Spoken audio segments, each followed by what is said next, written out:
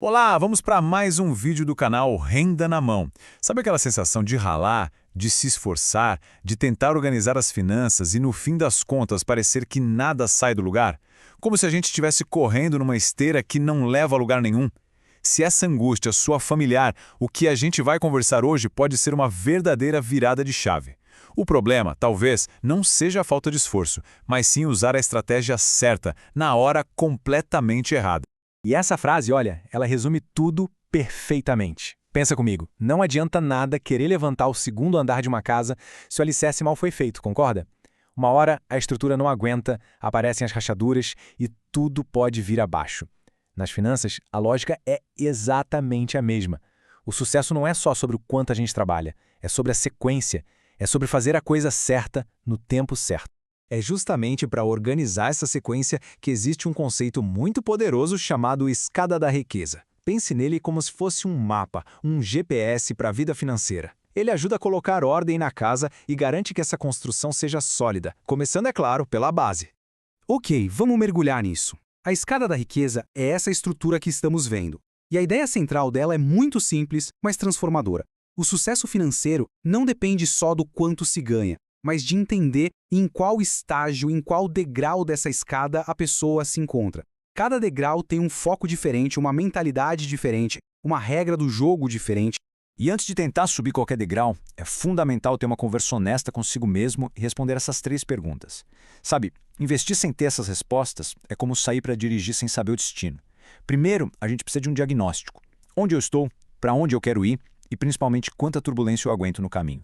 Sem isso, qualquer plano já nasce fraco. Então, vamos começar a subida. E como em toda construção que se preze, tudo começa pela fundação, pelo alicerce. Os 2 primeiros degraus são sem dúvida os mais importantes de todos.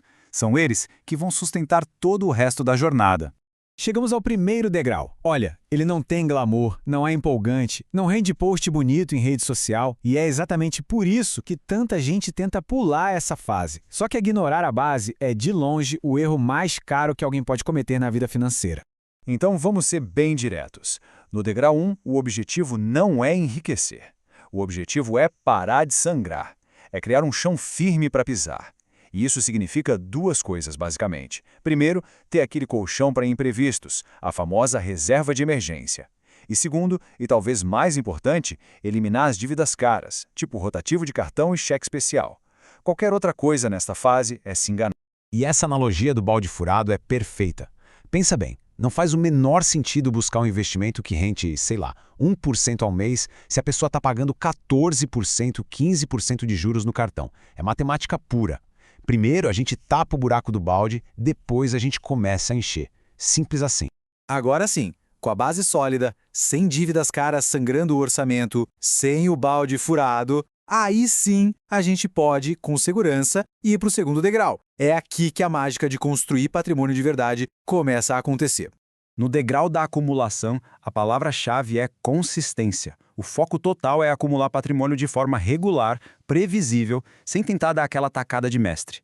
A estratégia aqui é a simplicidade, investir em bons ativos, com baixo custo, e fazer aportes constantes, como um reloginho. O erro clássico aqui é querer ter 10, 15, 20 ativos diferentes com pouco dinheiro. Nessa fase, menos é mais, com certeza. Agora, uma coisa muito interessante sobre esse degrau é a paciência que ele exige. É igualzinho a plantar árvores. Nos primeiros meses, ou até nos primeiros anos, parece que nada de espetacular acontece. Mas, conforme a gente continua regando, ou seja, aportando, a mágica dos juros compostos começa a trabalhar em silêncio. E com o tempo, acredite, os resultados aparecem. Certo? Com a fundação pronta e as primeiras árvores crescendo, a forma de jogar muda completamente. Os próximos degraus são sobre otimizar, sobre proteger o que já foi construído. A estratégia aqui fica bem mais sofisticada. Bem-vindo ao degrau 3, o degrau da escala. Pouca gente chega até aqui, mas o perigo é que muitos que ainda estão lá no degrau 1 ou 2 agem como se já estivessem nesse nível. E aí que mora o problema. No degrau da escala, a meta é fazer o patrimônio trabalhar de um jeito mais inteligente. Aqui a gente começa a falar de planejamento tributário, de diversificação de verdade, talvez até investir lá fora. Mas a grande virada de chave é a seguinte: o foco deixa de ser só ganhar mais e passa a ser principalmente perder menos. Preservar o que foi conquistado se torna tão ou mais importante do que crescer.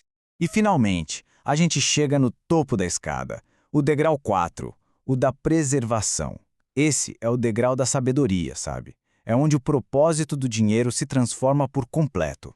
Olha, aqui, o objetivo não é mais ver o patrimônio dobrar de tamanho a cada ano. O objetivo é outro. É gerar renda passiva, é ter tranquilidade, é proteger o padrão de vida. O foco é total em dividendos, aluguéis, juros, em fontes de renda que sejam previsíveis.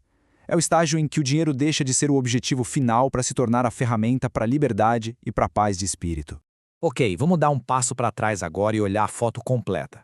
Por que essa estrutura de degraus funciona tão bem? Vamos ver como tudo isso se conecta na prática. Esse resumo aqui é brilhante. Ele mostra a jornada inteira.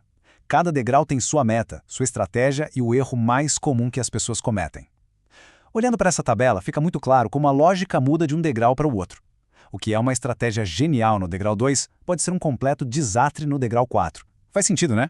E isso tudo nos leva à pergunta mais importante de todas, a provocação final. Olhando para a própria realidade hoje, com total honestidade, será que não estamos usando a estratégia de um degrau quando na verdade estamos em outro? Tentando talvez investir como quem já tem um patrimônio gigante, mas sem ter nem a reserva de emergência completa. Ou quem sabe já com um bom patrimônio, mas ainda correndo aqueles riscos de iniciante.